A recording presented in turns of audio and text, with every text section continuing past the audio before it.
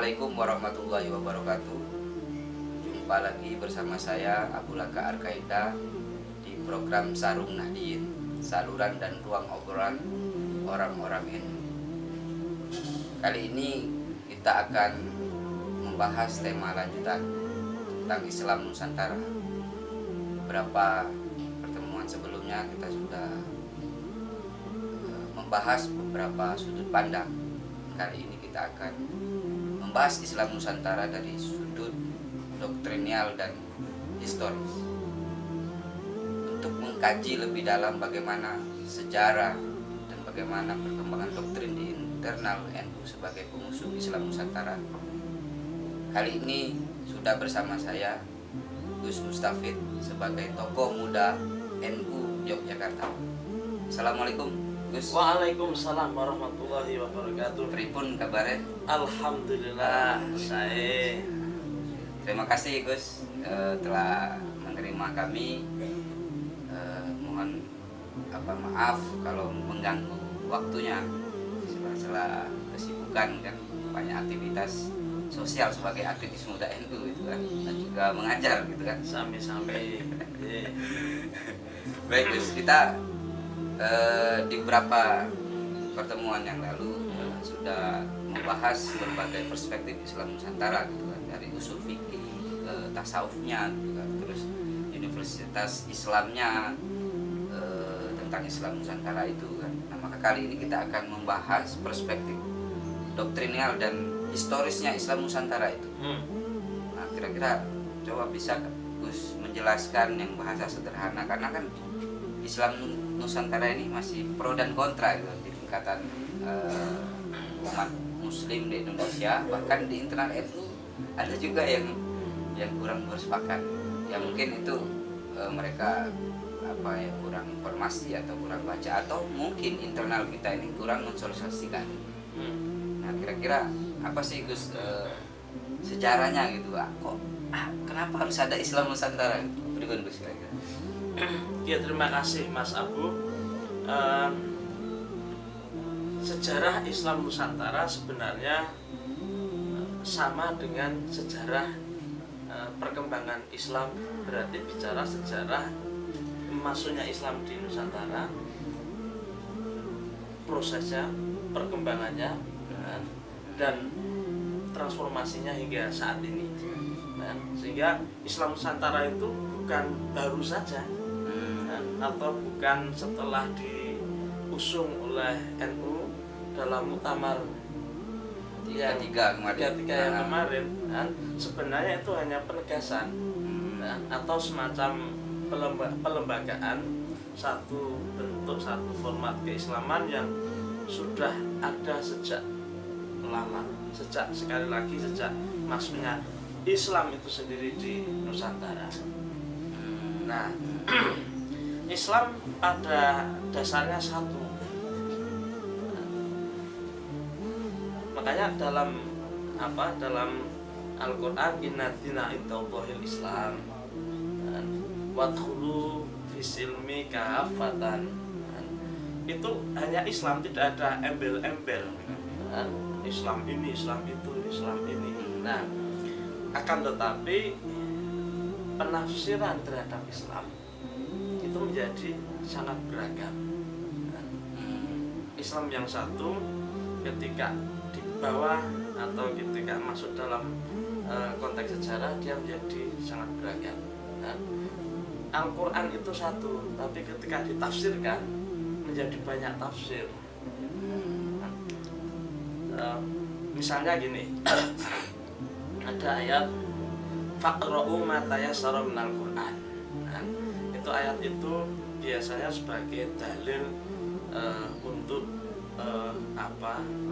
keharusan untuk membaca mata yasar atau yang mudah dalam Al-Quran dalam sholat.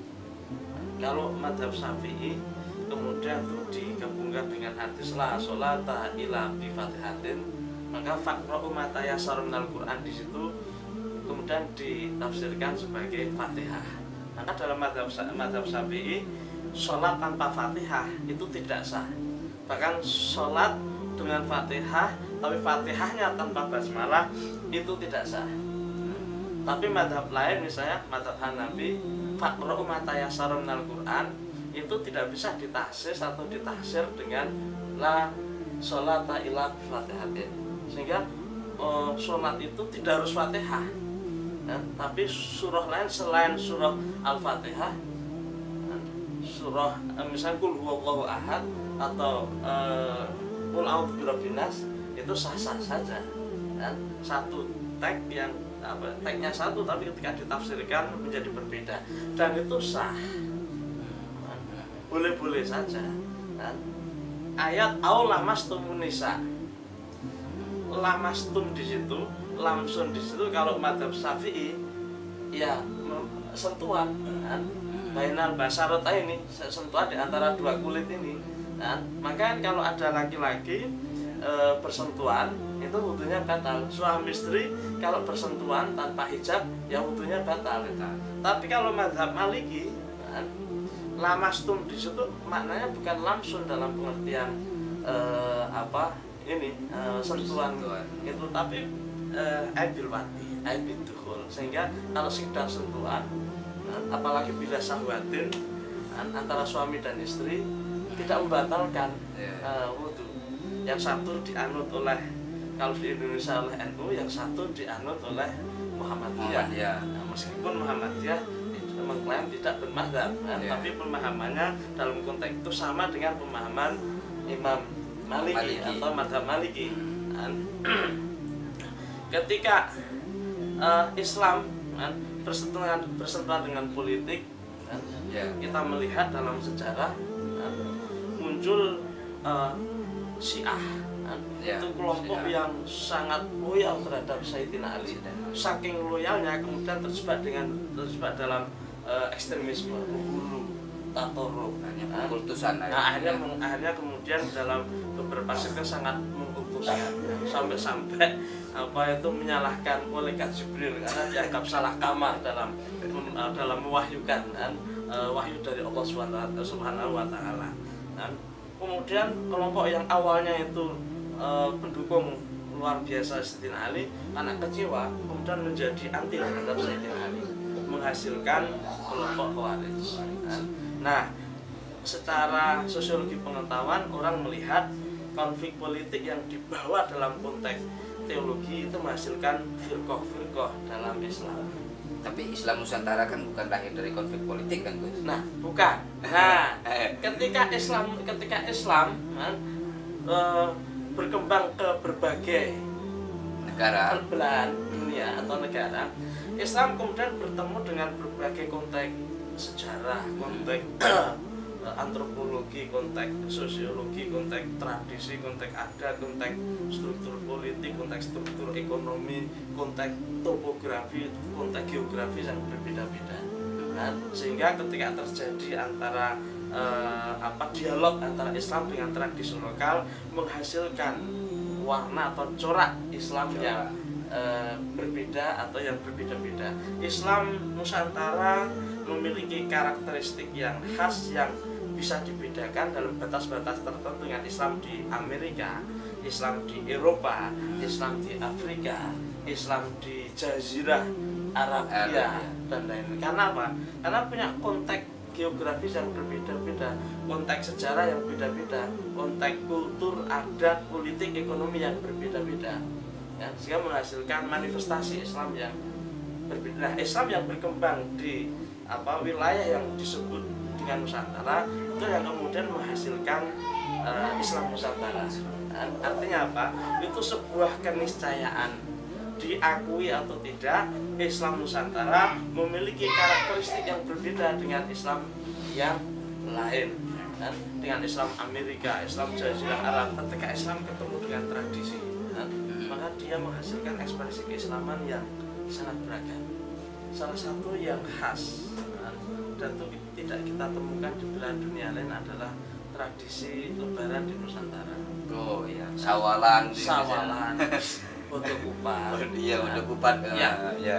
Orang melihat itu semata-mata sebagai fenomena Lebaran, fenomena tradisi, fenomena budayaan.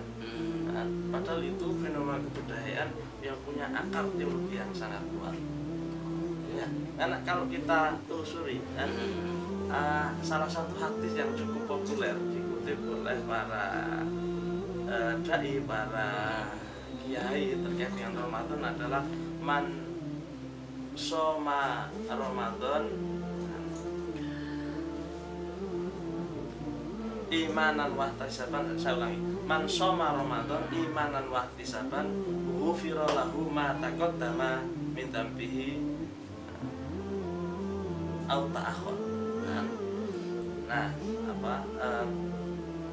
barang siapa yang berpuasa di bulan Ramadan imanan dengan penuh keimanan, penuh keyakinan, wahtisaban dan penuh perhitungan, maka akan diampuni dosa-dosa yang telah lalu. Bahkan ada yang mengatakan tambahan yang juga yang akan datang. Nah, ini oleh para kiai Nusantara ditafsirkan bahwa yang dimaksud dosa di situ adalah dosa-dosa yang terkait dengan hukukullah, hak-hak Allah. Kan? Padahal dosa, kesalahan kita itu punya dua dimensi, dimensi ilahiyah atau hukukullah dengan dimensi kemanusiaan atau hukukunas. Meskipun atau vertikal dan horizontal.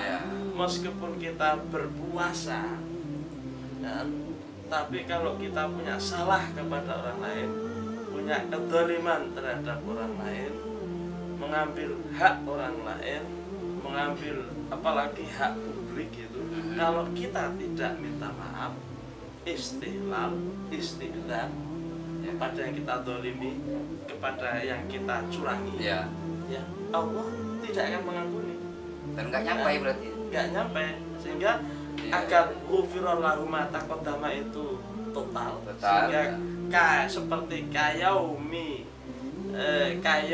waladathu ummuhu, kan? Seperti orang yang baru dilahirkan, maka penghapusan dosa itu harus vertikal dan horizontal. Nah, disitulah kemudian lahir tradisi sawalan. Orang kemana-mana ujung-ujung, kan? Sepindah silaturahim, sepindah silaturahim, tapi kalih ngaturaken sugeng riyadin minal ngaidin wal faizin, kaping 3 caos bukti sedaya lepat nuwun pangapunten lahir batos. Nah, kemudian dijawab kan podo-podo gitu. Nah, itu berarti ikrar saling memaafkan. Kalau sudah saling memaafkan, berarti dosa horizontal kita juga terhapus, selesai. Naik berarti karena itu kan ghufira lahu ma taqaddama itu bukan hanya vertikal tapi juga horizontal. Nah, ini yang kemudian melahirkan tradisi lebaran, tradisi ujung-ujung, tradisi bodo kupat. Ada mengatakan ini kupat itu dari kata ngaku lupa, ngaku salah. Karena kita keliling ke teman-teman, ke tetangga saudara, keluarga, teman-teman, tetangga untuk saling bermaaf-maafan. Ini teori dan praktik resolusi konflik yang punya akar ratusan tahun di Nusantara. Dan tidak ada di belahan dunia. Dan tidak ada di belahan dunia. Kalau ada di misalnya di Jazirah Arabia, begitu sholat Id makan-makan pulang, atau begitu sholat di masjid kemudian pulang makan-makan, dah selesai. Nah, tapi kalau di Nusantara bisa seminggu full itu kita silaturahim ke sana kemari. Untuk apa? Untuk saling memaafkan. Nol. Deal. Nah, ini yang tidak ada dalam sehingga berbagai konflik yang terakumulasi selama setahun katakanlah itu kemudian cair secara kebudayaan, secara kultural. Nah, itu juga mengurangi ketegangan, mengurangi konflik, mekanisme resolusi konflik yang luar biasa, dan itu disediakan lahir dari apa yang kita sebut dengan tradisi Islam Nusantara. Nah, tradisi ini salah satu tradisi yang menurut saya bisa diduplikasi atau bisa ditiru di tempat lain, sehingga ada ruang bagi masyarakat untuk berinteraksi secara personal kan, secara lebih intensif itu, lebih emosional, itu saling memaafkan. Saya yakin itu akan memberikan kontribusi yang luar biasa terhadap konflik, paling tidak antar sesama umat Islam kan, atau antar di komunitas-komunitas yang melaksanakan praktik itu. Bisa jadi sejarah ekstremisme tidak pernah berhasil di Indonesia itu selesai ketika Lebaran gitu. Bisa jadi punya dendam, punya apa gitu. Tidak pernah bisa masif kan? Betul, karena betul. Masyarakat itu terkoneksi secara kultural kan, secara tradisi oleh Islam Nusantara kan? Sehingga kalau ada apa-apa terklarifikasi, kalau ada apa-apa tertabayunkan dengan mekanisme tradisi yang sudah terlebagakan dalam praktek dan teori Islam Nusantara. Kayak garis bawahi tadi ada kata-kata corak gitu kan. Artinya Islam Nusantara itu kan hanya sebuah corak gitu kan, ya format lah ya. Artinya bukan sebuah mazhab, bukan sebuah aliran baru kan, tapi dia hanya sebuah corak gitu kan. Artinya ketika NU menawarkan Islam Nusantara ini mungkin hanya untuk menegaskan jejak sejarah gitu Gus, bahwa corak kita ini seperti ini. Nah, begitu mungkin ya Gus. Betul, Islam Nusantara bukan madhab, kan? Bukan aliran, bukan firqah, kan? Tapi karakteristik, betul. Ada khosois, ada corak tadi, kan? Tapi bukan berarti Islam Nusantara itu sekedar menegaskan identitas. Kan? Sebab bicara motif berarti ini Gus. Islam Nusantara itu juga substansi yang tidak ditemukan di dalam batas-batas tertentu, tidak ditemukan di tempat lain, karena dia menjawab persoalan lokal, persoalan problem-problem kenusantaraan yang berbeda dengan problem-problem di belahan dunia yang lainnya. Sehingga Islam Nusantara sebenarnya mengandung aspek lokalitas sekaligus aspek universal. Islam sendiri kan kalau misalnya kalau dalam bahasa agama kita menemukan kata al-khair dan kata al-ma'ruf. Kalau Al-Qur'an itu kalau menyuruh hal-hal yang bersifat universal biasanya menggunakan kata al-khair. Ide-ide tentang keadilan, tentang kebenaran, atau ide-ide universal itu pakai al-khair. Tapi kalau bicara dalam konteks pelaksanaan, perintah melakukan, kalau tadi seruan, kalau ini perintah. Seruan itu pakai kata al-ma'ruf. Nah, al-ma'ruf itu identik dengan sangat terkait dengan konteks lokal, dengan adat istiadat dan lain-lain. Misalnya gini, perintah sholat itu perintah universal. Bagaimana melakukan sholat itu nanti ada karakteristik lokal. Misalnya orang yang di barat Ka'bah menghadap kiblat, menghadap ke timur. Tapi kalau orang yang berada di sebelah timur Ka'bah menghadap Ka'bah berarti menghadap ke barat. Seolah-olah ini kontradiktif. Padahal tidak. Karena apa? Itu perintahnya sama, tapi ketika diimplementasikan ekspresinya jadi berbeda. Dan itu tidak kontradiktif. Sama. Perintah berbakti kepada orang lain, birrul walidain, itu perintah universal. Akan tetapi di level implementasi bagaimana birrul walidain itu berbeda-beda. Bahkan antar dunia, antar daerah di Indonesia, ekspresi ikroman wa ta'dhiman kepada orang tua itu beda-beda.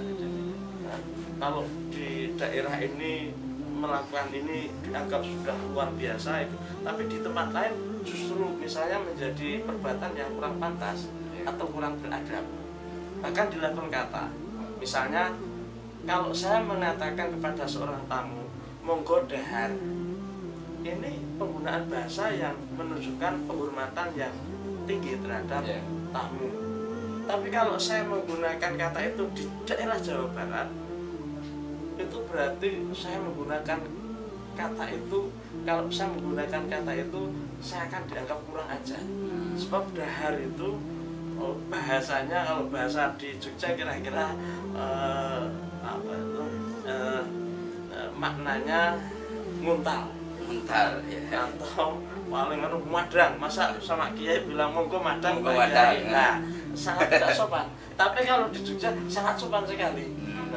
Nah padahal spiritnya sama kan, ingin ikram budaya, memuliakan apa tamu.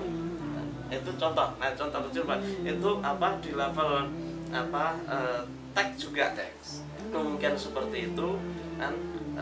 Bahkan kalau tanpa itu ketika dilaksanakan, konteks konteksnya geografis berbeda, tadi konteks tradisinya beda, ekspresi keberagamannya juga berbeda. Sehingga sekali lagi Islam Nusantara itu mengandung aspek-aspek universal yang itu kita temukan di berbagai belahan dunia yang lain, tapi juga ada aspek lokal yang hanya ada di Indonesia atau di Nusantara. Nah yang lokal ini kan, memang ada beberapa yang hanya cocok di Indonesia, tidak cocok ketika diterapkan di tempat lain, tapi ada juga tradisi yang bisa diterapkan atau bisa dicontoh menjadi inspirasi bagi pengembangan Islam di belahan dunia yang lain. Contoh misalnya dalam konteks sejarah, bagaimana dakwah Islam di Nusantara, berdialog dengan tradisi lokal, disampaikan dengan ma'ruf, disampaikan dengan damai, tidak dengan jalan kekerasan. Nah ini menjadi inspirasi bagi Islamisme di dunia lain yang diwarnai dengan konflik terhadap tradisi, konflik terhadap adat istiadat, konflik dengan masyarakat lokal yang dianggap oleh penafsiran itu tidak kompatibel atau tidak sesuai dengan ajaran Islam yang mereka pahami. Jadi sahabat Aswaja Nusantara, motif munculnya Islam Nusantara yang ditawarkan oleh Nahdlatul Ulama itu tidak hanya sekedar memperkuat eksistensi sejarah misalkan yang kita kenal Wali Songo gitu, tetapi lebih dari itu, adanya Islam Nusantara ini untuk menjawab problem-problem lokal, biar tidak ada biar ada sinkronisasi antara nilai-nilai Islam yang datang di Nusantara yang punya banyak keberagaman suku, budaya, tradisi yang berbeda-beda kan setiap provinsi. Artinya motifnya berarti tidak hanya bukan hanya persoalan menguatkan jejak sejarah.